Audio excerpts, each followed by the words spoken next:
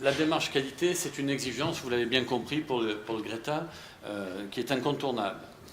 Nous sommes organisme public de formation, nous sommes soumis à la concurrence, nous devons apporter à nos interventions une dimension particulière, une capacité à innover sur le plan pédagogique, une déontologie de neutralité du service public et un savoir-faire pour qualifier efficacement en fonction des besoins économiques des entreprises et des stagiaires. C'est sur cette qualité la plupart du temps que nous nous battons parce que nous pensons qu'effectivement, comme le disait tout à l'heure M. Laine, que nous avons une plus-value à faire valoir.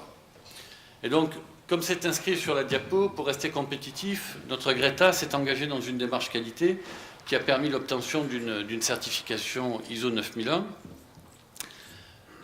L'objectif quand même, au-delà de tous les détails qu'on peut présenter, c'est l'amélioration continue pour la satisfaction des attentes et des exigences de nos clients, de tous nos clients, à savoir, encore une fois, les stagiaires et les entreprises.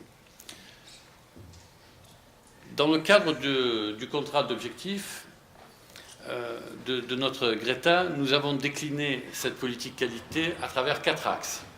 L'axe 1, offrir à nos stagiaires un accompagnement personnalisé. L'axe 2, proposer une offre de formation au plus près des entreprises. L'axe 3, renforcer la communication interne. Et l'axe 4, qui est mettre en œuvre un pilotage de processus concerté. Alors ça veut dire quoi ? Quel est le rôle pour le formateur dans cette démarche qualité ?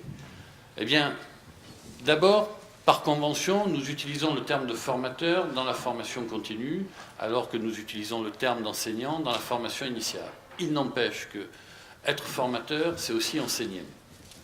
Mais cela traduit une différence dans les attentes due à une forte imbrication entre formation, attentes sociales et économiques, avec des exigences explicites en direction du rapport à l'emploi et au registre professionnel. Ces différences-là, elles s'expriment d'abord dans les objectifs. Il ne s'agit pas simplement d'objectifs de formation, il s'agit d'objectifs concertés entre le GRETA, l'entreprise, enfin en tous les cas le donneur d'ordre et le stagiaire. Ces objectifs de formation, pour pouvoir les atteindre, doivent démarrer par un positionnement du stagiaire en tout début de formation, ce que vous avez l'habitude de pratiquer, mais qui doit générer une individualisation du parcours. Notre parcours de formation doit répondre de façon individuelle à chaque stagiaire. Il n'empêche que nous devons aussi avoir une cohérence, j'allais dire, sur l'ensemble d'un groupe que nous accueillons.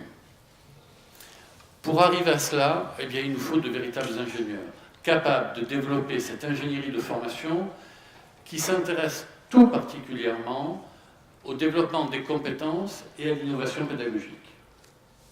Ce qui était évoqué tout à l'heure par M. Marquois. Derrière, le GRETA se doit d'assurer un accompagnement personnalisé de chaque stagiaire, notamment à travers la mise en œuvre de l'auto-formation, mais pas seulement. C'est aussi la capacité à connaître, à utiliser des plateformes du type YGRETA, à monter des modules de formation autonome. Et enfin, vis-à-vis de nos prestataires, avoir cette capacité à mener des bilans, soit intermédiaires, pour faire le point avec nos stagiaires, soit des bilans terminaux, ce qu'on appelle final, qui permettent de mesurer l'écart, la plus-value apportée par notre formation. Ce sont des éléments incontournables de la pédagogie pour les adultes. Ils doivent se construire avec la participation active du stagiaire. C'est bien là la différence fondamentale entre un enseignant et un formateur, c'est la prise en compte de contraintes différentes, et notamment cet aspect tripartite entre donneur d'ordre, stagiaire et formateur. Alors, eh bien, le formateur s'engage à prendre en compte les spécificités et les contraintes des stagiaires, à s'adapter aux différents modes d'apprentissage, à assurer la liaison entre leur enseignement et les activités à effectuer en auto-formation tutorée. Je vous rappelle, enfin vous devez le savoir, mais que nous avons aujourd'hui 2 pôles ressources qui vous donnent des facilités par rapport à cela. Connaître la plateforme YGRETA, je l'ai évoqué tout à l'heure. et individualiser la reconnaissance des acquis. Vous avez vu tout à l'heure les blocs de compétences, il s'agit bien de cela. Au-delà de la formation diplômante, il faut que nous soyons en capacité aujourd'hui de travailler sur cette dimension infra. À la fin de la formation, la prestation pédagogique, elle est évaluée par les participants à travers la fiche de satisfaction et elle donne lieu à une analyse très précise, je l'espère, sur chacun des sites, mais en tous les cas au niveau opérationnel, et par les représentants des financeurs. Les audits que vous évoquiez tout à l'heure, nous avons les audits de qualité faits par notre certificateur, mais il y a des audits qui sont faits par nos clients, auxquels nous devons répondre. Encore une fois, il s'agit là d'être en capacité de montrer en quoi nous apportons une plus-value et en quoi nous sommes différents de certains centres de formation. L'environnement professionnel, il est d'abord externe. Vous l'entendez dans mon propos depuis tout à l'heure, nous dépendons des donneurs d'ordre qui font partie du secteur public, comme Pôle emploi, la région, la mairie de Paris, ou du secteur privé, les entreprises, les OPCA.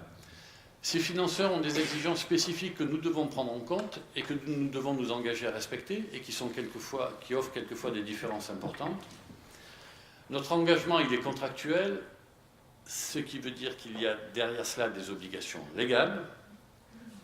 Et enfin, les financeurs ont un droit de regard sur notre manière de mettre en œuvre la prestation. Ils l'évaluent en fonction des résultats attendus. Nous devons être à tout moment en capacité de justifier nos choix.